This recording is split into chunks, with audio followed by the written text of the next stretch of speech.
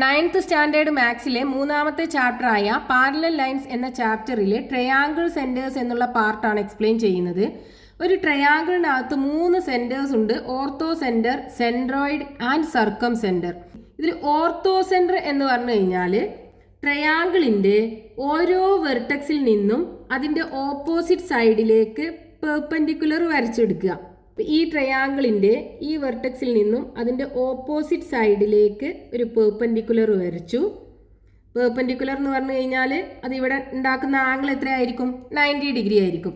ഈ പെർപെൻഡിക്കുലറിനെ നമ്മൾ ഓൾട്ടിറ്റ്യൂഡ് എന്നും കൂടെ പറയും. ഓൾട്ടിറ്റ്യൂഡ് അല്ലെങ്കിൽ ഹൈറ്റ് ഓഫ് ദ ട്രയാങ്കിൾ. ഇനി അതേപോലെ അടുത്ത വെർട്ടെക്സിൽ നിന്ന് അതിൻ്റെ ഓപ്പോസിറ്റ് സൈഡിലേക്ക് പെർപെൻഡിക്കുലർ വരയ്ക്കുക. ഇവിടെ ആംഗിൾ എത്രയാണ്? 90 ഡിഗ്രി ആണ് ഉണ്ടാവുക. ഇനി മൂന്നാമത്തെ വെർട്ടെക്സ് ഇവിടുന്നും ഇതിൻ്റെ ഓപ്പോസിറ്റ് സൈഡിലേക്ക് പെർപെൻഡിക്കുലർ വരയ്ക്കുക.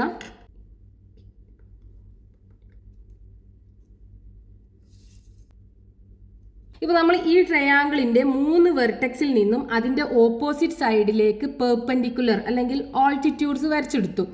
ഇവിടെ നോക്കൂ, ഈ പോയിന്റിൽ ഈ ഓൾട്ടിറ്റ്യൂഡ്സുകൾ തമ്മിൽ മീറ്റ് ചെയ്യുന്നുണ്ടല്ലോ.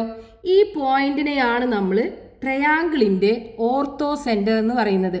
അതായത് the point of intersection of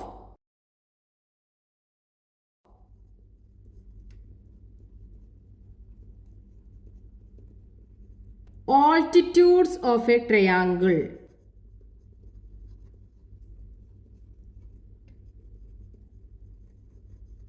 ഒരു ട്രയാങ്കിളിൻ്റെ ഓൾട്ടിറ്റ്യൂഡ്സുകൾ മീറ്റ് ചെയ്യുന്ന പോയിന്റിനെയാണ് ആ ട്രയാങ്കിളിൻ്റെ ഓർത്തോ സെന്റർ എന്ന് പറയുന്നത്.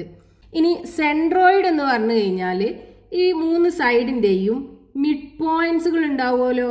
അതായത് ഇപ്പോൾ ഇതൊരു 5 സെൻറ്റിമീറ്റർ ആണെന്നുണ്ടെങ്കിൽ 2.5 അതിൻ്റെ സെൻറ്റർ 2.5ലാണ് വരിക.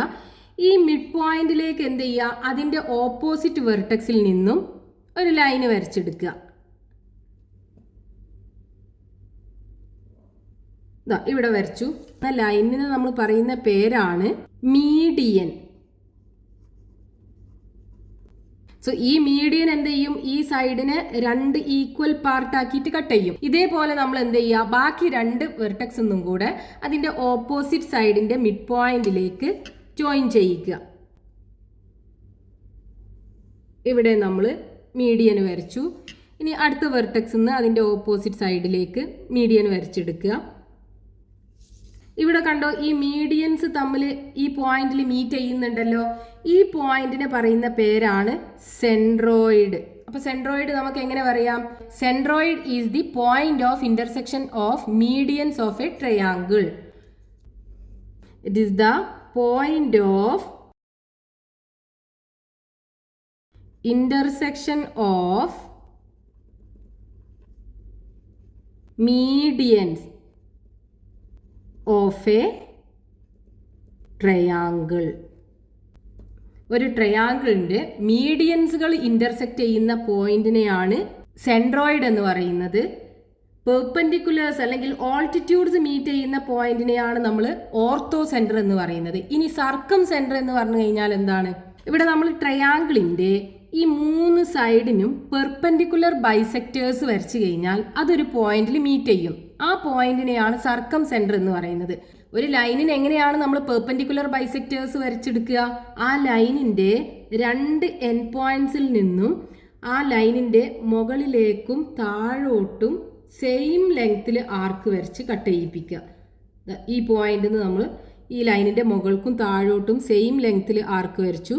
അതേപോലെ ഈ പോയിന്റിൽ നിന്നും ഈ ലൈനിൻ്റെ മുകളിലോട്ടും താഴോട്ടും സെയിം ലെങ്ത്തിൽ ആർക്ക് വരച്ചെടുക്കുക. എന്നിട്ട് ആ ആർക്കുകൾ ഇൻ്റർസെക്റ്റ് ചെയ്യുന്ന പോയിൻറ്റ്സ് ജോയിൻ ചെയ്യിപ്പിക്കുക. ഇപ്പോൾ നമ്മൾ ഈ സൈഡിന് പെർപെൻഡിക്കുലർ ബൈസെക്ടർ വരച്ചു. ഇനി അടുത്ത സൈഡിനും കൂടെ പെർപെൻഡിക്കുലർ ബൈസെക്ടർ വരച്ചെടുക്കുക. ഈ സൈഡിൻ്റെ 2 സൈഡിലും ഇതിൻ്റെ മുകൾ ഭാഗത്തേക്കും താഴ്ഭാഗത്തേക്കും 2 സൈഡിലോട്ടും സെയിം ലെങ്ത്തിൽ 2 പോയിന്റിൽ നിന്നും ആർക്കുകൾ വരച്ച് കട്ട് ചെയ്യിപ്പിക്കുക. ഇനി ആ ആർക്കുകൾ മീറ്റ് ചെയ്യുന്ന പോയിന്റ്സുകൾ തമ്മിൽ ജോയിൻ ചെയ്യിപ്പിക്കുക. ഇപ്പൊ നമുക്കിവിടെ ഒരു മീറ്റിംഗ് പോയിന്റ് കിട്ടിയല്ലോ. ഇനി നമുക്ക് മൂന്നാമത്തെ സൈഡിനും പെർപെൻഡിക്കുലർ ബൈസെക്ടർ വരച്ചു കഴിഞ്ഞാൽ ഈ പോയിന്റ് തന്നെയാണ് മീറ്റ് ചെയ്യുക. രണ്ട് സൈഡിന് വരച്ചാൽ മതി, എന്നാൽ തന്നെ നമുക്ക് സെന്റർ കിട്ടും. ഈ സെന്ററിനെയാണ് നമ്മൾ സർക്കം സെന്റർ എന്ന് പറയുന്നത്. അപ്പൊ സർക്കം സെന്റർ എന്ന് പറഞ്ഞാൽ എന്താണ്? Point of intersection of perpendicular bisectors. The point of intersection of perpendicular bisectors. ഈ പെർപെൻഡിക്കുലർ ബൈസെക്ടേഴ്സിന്റെ പോയിന്റ് ഓഫ് ഇന്റർസെക്ഷനെയാണ് നമ്മൾ സർക്കം സെന്റർ എന്ന് പറയുന്നത്. ഇനി ഈ സെൻട്രോയിഡിന്റെ കേസിൽ ഈ സെൻട്രോയിഡ് എന്ത് ചെയ്യും? ഈ ഓരോ മീഡിയനും 2:1 എന്നുള്ള റേഷ്യോയിൽ കട്ട് ചെയ്യും. അതായത് ഈ മൂലന്ന് സ്റ്റാർട്ട് ചെയ്യുന്ന ഈ ലെങ്ത്, ഈ പോയിന്റ് വരെയുള്ള ഈ ലെങ്ത് ഇതിന്റെ 2 ടൈംസ് ആയിരിക്കും. ഇവിടുന്ന് ഇങ്ങോട്ടാണ് 2, ഇവിടുന്ന് ഇങ്ങോട്ട് 1. അപ്പൊ ഈ മൂലന്നാണല്ലോ സ്റ്റാർട്ട് ചെയ്യുന്നത്. ഇവിടെ 2, ഇവിടെ 1, 2 പാർട്ട് ഇവിടെ, 1 പാർട്ട് ഇവിടെ, 2:1 കട്ട് ചെയ്യുക. അതേപോലെ ഈ മൂലന്നാണല്ലോ ഈ മീഡിയൻ സ്റ്റാർട്ട് ചെയ്യുന്നത്. അപ്പൊ ഇവിടുന്ന് ഇങ്ങോട്ട് 2 പാർട്ട്, ഇവിടെ ഒരു പാർട്ട്, അതായത് 2:1 റേഷ്യോയിലാണ് കട്ട് ചെയ്യുക. ഇതൊരു ഇമ്പോർട്ടൻറ്റ് പോയിന്റ് ആണ്. അതായത് centroid cuts each median in 2:1 ratio. ഇനി നമ്മൾ പറഞ്ഞു സെൻട്രോയിഡ് മീഡിയൻസുകളെ 2:1 എന്നുള്ള റേഷ്യോയിൽ കട്ട് ചെയ്യും. ഇതിനൊരു പ്രൂഫ് നോക്കാം നമുക്ക്. അപ്പോൾ നമ്മൾ പ്രൂവ് ചെയ്യാൻ പോണത് എന്താണ്? ഒരു ട്രയാങ്കിളിന്റെ സെൻട്രോയിഡ് അതിന്റെ മീഡിയനെ 2:1 എന്നുള്ള റേഷ്യോയിൽ കട്ട് ചെയ്യും. ഇവിടെ ഈ ട്രയാങ്കിൾ ABCയുടെ 2 മീഡിയൻ ഞാൻ വരച്ചിട്ടുണ്ട്. ബി എന്നുള്ള വെർട്ടെക്സിൽ നിന്ന് AC-യിലേക്കുള്ള മീഡിയനും അതേപോലെ സി എന്നുള്ള വെർട്ടെക്സിൽ നിന്ന് AB-യിലേക്കുള്ള മീഡിയനും. ഈ 2 മീഡിയനും ഇന്റർസെക്ട് ചെയ്യുന്ന പോയിന്റ് നമുക്ക് M എന്ന് കൊടുക്കാം. ഇനി ഈ 2 മീഡിയനും 3 ഈക്വൽ പാർട്ടുകളാക്കിയിട്ട് ഇവിടെ മാർക്ക് ചെയ്തിട്ടുണ്ട്. നമ്മൾ ഈ പോയിന്റ്സിനൊക്കെ പേര് കൊടുക്കുകയാണെന്നുണ്ടെങ്കിൽ PQRS. ഇവിടെ ഈ Q എന്ന് പറയുന്നത് ഈ MBയുടെ മിഡ് പോയിന്റ് ആണ്. അതേപോലെ R MCയുടെ മിഡ് പോയിന്റും ആണ്. ഇനി നമുക്ക് പ്രൂവ് ചെയ്യേണ്ടത് എന്താണ്? ഈ BM is equal to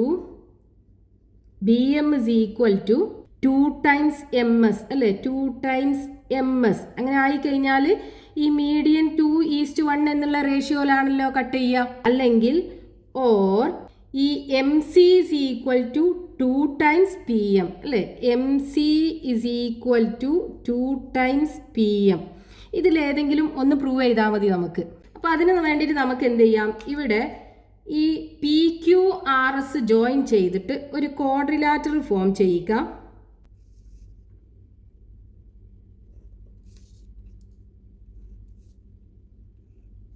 ഈ PQRS ഒരു പാരലലോഗ്രാം ആണെന്ന് പ്രൂവ് ചെയ്ത് കഴിഞ്ഞാൽ ഈ PRും QSും പാരലലോഗ്രാമിന്റെ ഡയഗണൽസ് ആവുമല്ലോ. ഡയഗണൽസ് തമ്മിൽ ബൈസെക്ട് ചെയ്യും. പാരലലോഗ്രാമിന്റെ ഡയഗണൽസ് തമ്മിൽ ബൈസെക്ട് ചെയ്യും. അതായത് ഈ MSും MQവും ഈക്വൽ ആയിരിക്കും. പിന്നെ ഈ MQവും BQവും ഈക്വൽ ആണല്ലോ, നമ്മൾ മിഡ് പോയിന്റ്സ് അല്ലേ മാർക്ക് ചെയ്തത്. അപ്പോൾ BM is equal to 2 times MS എന്ന് നമുക്ക് പറയാലോ. അപ്പോൾ അത് എങ്ങനെ എഴുതിയെടുക്കാം? ആദ്യം നമ്മൾ ചെയ്യേണ്ടത് ഈ PQRS ഒരു പാരലലോഗ്രാം ആണെന്ന് പ്രൂവ് ചെയ്യണം. So consider quadrilateral PQRS. ഒരു ക്വാഡ്രിലാറ്ററൽ പാരലലോഗ്രാം ആവാനുള്ള കണ്ടീഷൻ എന്താണ്? അതിന്റെ ഓപ്പോസിറ്റ് സൈഡ്സുകൾ ഈക്വലും പാരലലും ആവണം. അപ്പോൾ ഒരു ക്വാഡ്രിലാറ്ററൽ പാരലലോഗ്രാം ആണെന്ന് പ്രൂവ് ചെയ്യാനായിട്ട് അതിന്റെ ഒരു പെയർ ഓഫ് ഓപ്പോസിറ്റ് സൈഡ്സുകൾ ഈക്വൽ ആൻഡ് പാരലൽ ആണെന്ന് പ്രൂവ് ചെയ്താൽ മതി. ഇവിടെ നമുക്ക് ഈ QRും PSും എടുക്കാം. ഇവിടെ നോക്കൂ, ഈ ട്രയാങ്കിൾ MBC കൺസിഡർ ചെയ്ത് കഴിഞ്ഞാൽ കൺസിഡർ ട്രയാങ്കിൾ MBC. ഇവിടെ Qവും Rും ഈ MBയുടെയും MCയുടെയും മിഡ് പോയിന്റ്സുകളല്ലേ? മിഡ് പോയിന്റ്സ് ആണെന്നുണ്ടെങ്കിൽ ഈ BC എന്തായിരിക്കും? QRന് പാരലലും ആയിരിക്കും.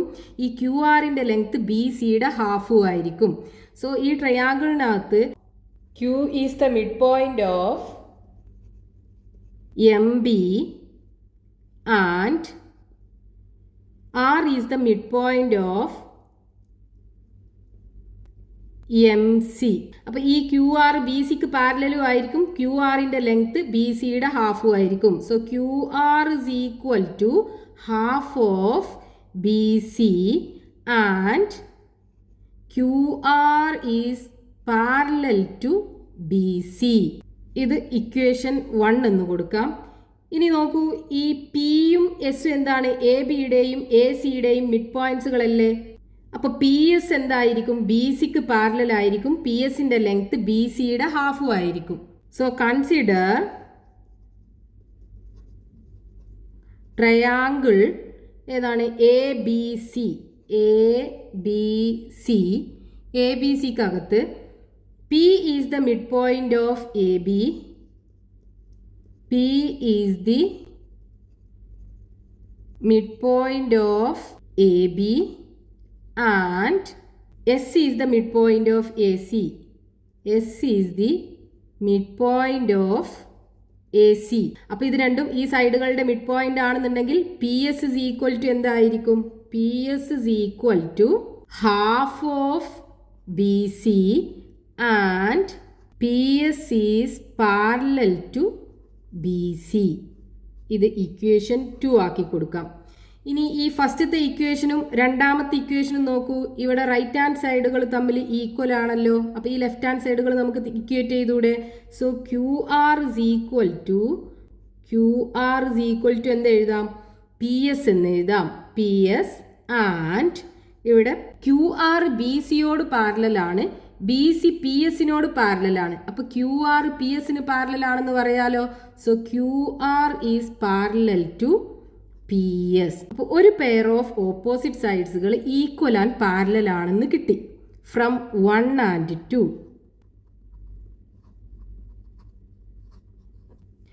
ഇനി നമുക്ക് എന്ത് പറയാം? ഈ ക്വാഡ്രിലാറ്ററൽ ഒരു പാരലലോഗ്രാം ആണെന്ന് പറയാലോ. Therefore quadrilateral P Q R S is a parallelogram. ഇനി ഒരു പാരലലോഗ്രാമിൻ്റെ കേസിൽ അതിൻ്റെ ഡയഗണൽസ് തമ്മിൽ ബൈസെക്റ്റ് ചെയ്യും. അതായത് ഇപ്പോൾ ഇതൊരു പാരലലോഗ്രാം ആണ്. ഈ പാരലലോഗ്രാമിൻ്റെ ഡയഗണൽസ് ഏതാണ്? ഇതല്ലേ ഡയഗണൽസ്. ഈ രണ്ട് ഡയഗണൽസും തമ്മിൽ ബൈസെക്റ്റ് ചെയ്യും. അതായത് ഈ രണ്ട് ലെങ്ത്തും ഈക്വൽ ആയിരിക്കും. ഈ മിഡ് പോയിന്റ്സ് ആണ് കേട്ടോ ഇത് രണ്ടും ഈക്വൽ ആയിരിക്കും. അതേപോലെ ഈ രണ്ട് പീസിൻ്റെയും ലെങ്ത്ത് ഈക്വൽ ആയിരിക്കും. ദാറ്റ് മീൻസ് ഈ ലെങ്ത്തും ഇവിടുന്ന് ഇങ്ങോട്ടുള്ള അതായത് പി എമ്മും എം ആറും ഈക്വൽ ആയിരിക്കും. അതേപോലെ തന്നെ ക്യു എമ്മും എം എസും ഈക്വൽ ആയിരിക്കും. പാരലലോഗ്രാമിൻ്റെ ഡയഗണൽസ് അല്ലേ. അപ്പോൾ നമുക്ക് പറയാം Q M is equal to M S. Reason എന്താണ്? Diagonals of parallelogram bisect each other.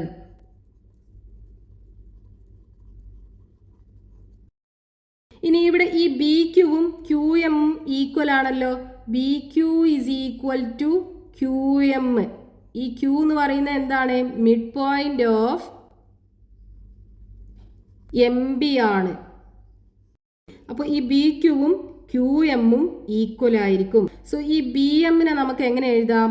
അതല്ലേ നമ്മുടെ ഈ മീഡിയന്റെ ഒരു piece. So B M is equal to M Q plus Q M എന്ന് എഴുതാലോ.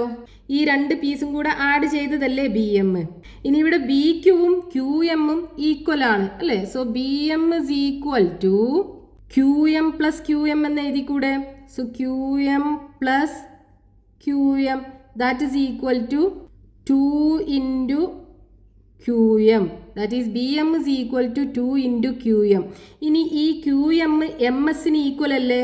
So BM is equal to 2 into MS എന്ന് എഴുതാം. QM MS-ന് equal ആണ്. അതായത് BM by MS is equal to 2/1. ഇനി റേഷ്യോ എഴുതുകയാണെന്നുണ്ടെങ്കിൽ എന്താ വരിക? BM is to MS is equal to 2:1. BM എന്ന് പറയുന്നത് ഈ വലിയ പീസ് അല്ലേ, മീഡിയൻ്റെ വലിയ പീസ്. MS എന്ന് പറയുന്നത് ചെറിയ piece. That is BM is to MS is equal to 2:1. 2:1 എന്നുള്ള റേഷ്യോയിലാണ് കട്ട് ചെയ്യുന്നത്. അതേപോലെ നമുക്ക് ഇവിടെയും പറയാം MC is equal to 2 times PM എന്ന് പറയാം. ഇവിടെയും 2:1 എന്നുള്ള റേഷ്യോയിലാണ് കട്ട് ചെയ്യുക. അപ്പോൾ നമ്മുടെ പ്രൂഫ് ആയല്ലോ. ഒരു ട്രയാങ്കിളിനകത്ത് അതിൻ്റെ സെൻട്രോയിഡ് മീഡിയത്തെ 2:1 എന്നുള്ള റേഷ്യോയിൽ കട്ട് ചെയ്യും. Hence the proof.